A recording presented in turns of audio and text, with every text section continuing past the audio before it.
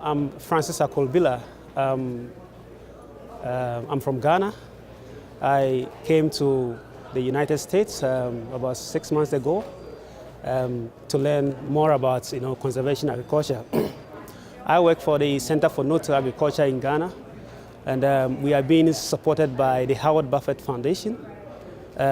So what has happened over the years is that we have farmers doing a lot of plowing. You go to the southern part of Ghana where you have a lot of, the vegetation very bushy. You have farmers slashing and burning their fields before they plant. But then we have come in with alternative where we're showing farmers how they can practice, conservation agriculture, and they are really seeing a whole lot of positive, impact. Their production keeps on increasing, and their fertility, the fertility of the land also keep increasing. So we are also trying to, implement some bit of, mechanized systems. We have started with a smallholder ag systems, and through Dwayne I got here to learn more about, the mechanical aspects as we transition into the mechanized stuff. So I'll be sharing with you how the smallholder systems, happens in Ghana. About maize yield on the bare fields versus no-till. And in the year 2013, the annual rainfall that we had was 1,079.5 millimeters. And the maize that we harvested from the slash and burn, we have had 1.50 tons per hectare. And on the no-till field, we have 4.5 tons per hectare. In the 2014, the yield kept on increasing on the no-till fields, and where you have the rain coming down, you still have the no-till yields increasing because you have moisture in there. You've created a very good environment for your soils, and your soils is coming good. So and on this one, so we're talking about the soil loss at the end of the year, and on the slash and burn fields, we lost soils of 17,787.4 kilograms per hectare per year. And on the no-till, we lost only 77.8. So you can see the vast difference between these two fields, which means that per acre is close to kilograms per hectare. Yeah. So which means that no-till is actually the way forward. So we have the soil moisture, and on the slash and burn, we were registering 17.0%, and on no-till, at the same time, we're registering 40.3% on the no-till field.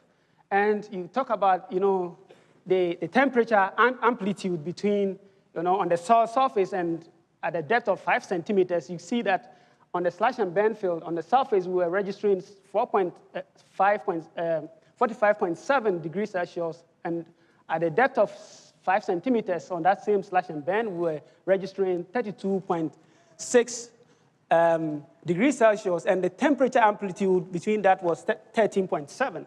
And you come to the no-till fields, and you are having 32.2 degrees Celsius, and at a depth of 33, we are having at a depth of 5 centimeters, we are having 33.0%, and the amplitude is very small, which is very, very critical. 32 is about 85, 45 is 100, yeah, probably 110 degrees Fahrenheit. So this is what we are growing in there. Canadian neighbors at the table there, right?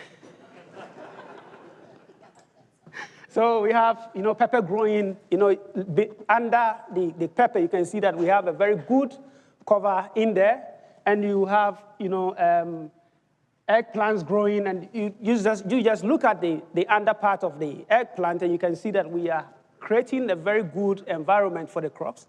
We have tomatoes growing. We have, a transplanted cabbage into a maize stubble. That is the rotations that is coming in, and you have a farmer very happy because of the yields that he's getting. We have farmers, certain farmers even digging the soil, trying to till the soil before they will grow spring onion. And we tell them that the spring onion roots is very tiny. It doesn't even go in there. All you need is to just create the good environment for the the spring onion, and it will just do good. And you see that it's coming very good. Some people will dig the soil before they will grow granules, and we don't do that. Yeah.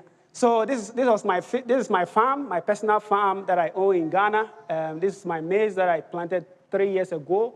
And on the no-till, look at under the maize, and you can see that,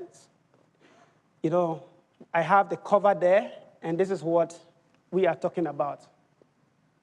So the border effect, we have certain farmers who want to still get, a bit of cowpea and maize at the same time. We teach them about how to grow it in a system that we call the border effect, where you have, let's say, about 10 strips of maize, 5 strips of cowpea, because some of the farmers will even mix crop them. And once the maize canopy always will overshadow the cowpea, the yield always becomes very bad. But if you want to get the yield of the two, equally, very good as you want it, then this is a system that we are showing farmers to do. And we have certain cover crops that we incorporate in our systems, and like bush mucuna. We plant bush mucuna in a week, where we see the maize, we plant rather maize in a week, and the maize starts shooting up. And we go in between the maize rows and plant bush mucuna, and a farmer will never go in there to weed until harvesting, because the bush mucuna will come up, will start, spreading on the maize, under the maize, and it will control every weed in there. So we create, a holiday for farmers. Farmers don't have holidays, but if you have a system like this, if you have a farm like this, you don't have anything to do in here. You can also, hire yourself to somebody else and, make much more money somewhere. You come in here, we have, Carnivella ensiformis, also intercropping maize, and it's also doing a very fantastic work, controlling, weeds in there. Bush mucuna is called velvet bean, and it's a big legume. It's got a seed about this big, and they can just kind of drop that on the surface and it grows. Yeah. But that's what they use as their legume in between the corners. So you have, plantain also growing very good, and you see under the maize, the plantain, we have maize stubbles in there, we have cocoyam in there, but we plant everything in rows so that you can maximize, resource allocation. So we do all these things, and farmers are very happy for adopting the system. Ginger also growing, and it's coming very good. We have pineapple growing under no-till, and it's doing incredibly well. Look at what is happening. We have the under part of the canopy, is covering everything. Is yes, good. You have cassava. You have certain cover crops. It is in a pea form that we grow under cassava, and it also controls the weed for the farmers, and it reduces the labor that they have. You have yam, grown under no-till. You go to certain places, people will make big mounds before they will grow their yam. But we have come up with a system where you will create a round hole, and dig in there, so that you will put the yam set just on top of the soil surface, and it just comes very good. Little or minimal disturbance. We have upland rice also growing very good under no-till. And this is what we call permanent flatbed and furrow systems. You go to Ghana, a head of families, they will sell these lands to the Chinese people, because they will tell the family members that these lands are not productive. You can only grow sugarcane and other crops that is not, financially, that doesn't bring them any money. So we brought up this system where we create this sort of foundation system, and we allow the water that collects under there to be in the furrow, and we can plant in there lowland rice in the pit even before the rain comes. And we'll try to find mulch and mulch the top part of the bed, and we plant so many things on top, because the water, we normally know the amount of water that comes, so we dig as deep as we can so that it will collect the water, and on top, we can grow anything that you want to grow in the upland. So we have some of the cover crops. This is lab, cream okuna. Cream okuna grows very aggressive, and lands that are dead, and we want to revive it. This is the cover crop that we recommend to farmers, and they grow, and it creates a lot of biomass in a very shorter period of time, try to feed the microbes in the soil and get the soil very loose in a very shorter period of time. We have lab, Dolicos. Lab will always try to, flower at the peak of, at the point of the season where you have nothing flowering. And it also attracts pollinators into the fields, and this is what is happening. And this is Crotalaria spectabilis, and we also show farmers how Crotalaria spectabilis can be used to even break compaction in the soil biologically, and it's working so incredibly well. In the northern part of Ghana, we have introduced the Crotalarias, which is because animals doesn't cherish this much as the other cream okunas and other cover crops.